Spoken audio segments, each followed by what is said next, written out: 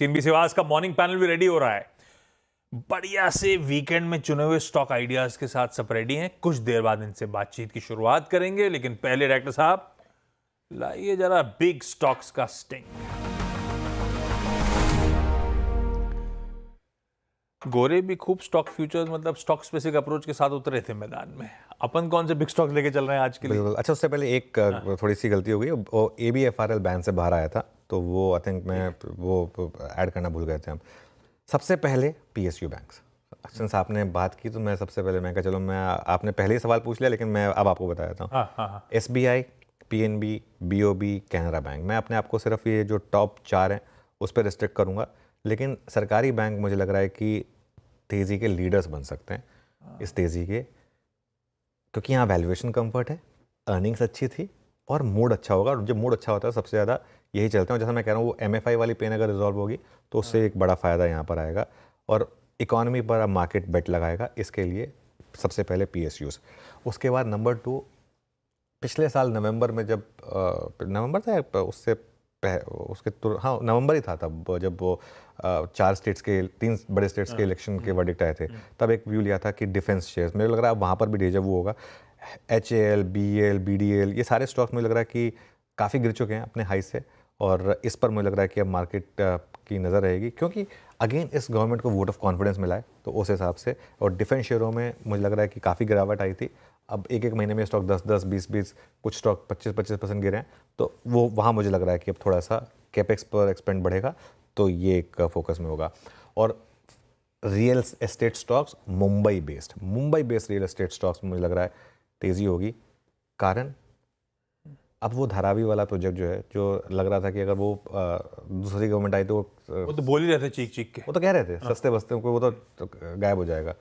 अब मुझे लग रहा है कि Mumbai based real estate companies में overall realty, Godrej properties, Lodha तो खैर मेरे ख्याल से शायद सर्किट पे ही खुले, तो वहाँ तो आपको शायद चांस ही ना मिले, लेकिन ये कुछ और स्टॉक्स हैं जहाँ पर मान इंफ्रा वगैरह वगैरह, इन पर आप फोकस कर सकते हैं। बेसिकली रीडेवलपमेंट वगैरह इस पर काफ़ी फोकस रहा है इस सरकार का, तो वो मेरे ख्याल से एक पॉजिटिव होगा। और फाइनली एक और स्टॉक जो हमारे पैनल ने, आई थिंक शिल्पा जी ने फ्राइडे को भी लिया था और हमने बात भी की थी इसकी, डिक्सन टेक मुझे लग रहा है कि आज शायद नया हाई लगाए।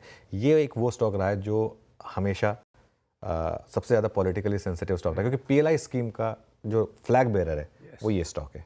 और ये देखिए, ये स्टॉक एक महीने में 10% ऊपर है। मार्केट कहाँ गया है, ये एक महीने में 10% ऊपर है। इसको हम रिलेटिव स्ट्रेंथ वाला कॉन्सेप्ट मानते हैं, तो ये एक और स्टॉक होगा जो हम बिग स्टॉक्स में लेंगे। एक काम और करते हैं आशीष, एक अगर हमने सैटरडे को एक स्पेशल शो किया था मार्केट का, उसमें हमने गौतम दुग्गड़ जी से बात की थी। अगर वो उनकी कोई बाइट अगर रेडी हो तो वो प्ले कर देते हैं। एक बार वो प्ले करते हैं और उसके बाद फिर हमारे पैनल के पास चलेंगे। ठीक बात। बहुत बड़ा ये टर्न अराउंड हुआ है महाराष्ट्र में, और ये बहुत बड़ा स्टेट है। After UP, Maharashtra is the second largest state. 48 MPs यहाँ से जाते हैं, तो डेफिनेटली ये सेंटिमेंट को इम्प्रूव करेगा।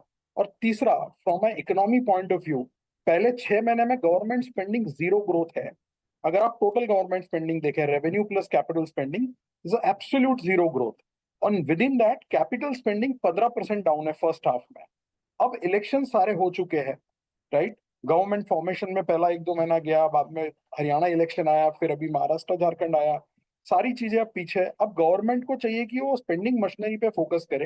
कैपेक्स यहाँ से मुझे लगता है इंप्रूवमेंट होगा स्पेंडिंग में। तो जो नतीजे है यहाँ से कॉर्पोरेट अर्निंग, क्योंकि बाजार हमेशा आगे देखता है, तो फर्स्ट हाफ में अर्निंग्स ग्रोथ ऑलमोस्ट 3 या 4% रही है निफ्टी की, और हमारे ब्रॉडर कवरेज की लगभग 5%। सेकंड हाफ यहाँ से इंप्रूव होता दिखता है। एंड लार्ज कैप में वैल्यूएशंस काफी फेयर हो गया है अभी। तो हमारा जो मॉडल पोर्टफोलियो में बायस रहा है वो लार्ज कैप की तरफ रहा है, डोमेस्टिक सिक्लिकल की तरफ रहा है, प्राइवेट बैंक्स की तरफ रहा है, और आईटी की तरफ पिछले 6 महीने में।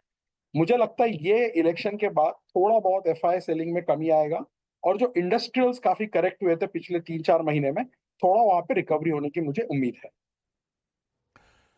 ये देखिए भाई साहब, ये पॉकेट्स रखिएगा रडार पे। बिल्कुल हम लोग चर्चा कर रहे थे पहली छमाही में सरकारी केपेक्स के स्लो डाउन की।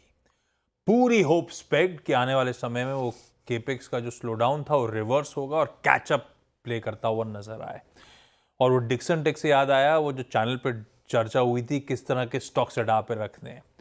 अच्छी कंपनीज, रिलेटिव स्ट्रेंथ, डिसेंट नतीजे, उसके बाद करेक्ट हो गए थे और देखिए क्या बढ़िया रिकवर करा था और आज शायद लाइमलाइट छीनता हुआ काउंटर नजर आया आपको। चलिए भाई, पैनल को भी रख दीजिए स्क्रीन पे और लेकर आइए टॉप कॉल्स का स्टिंग।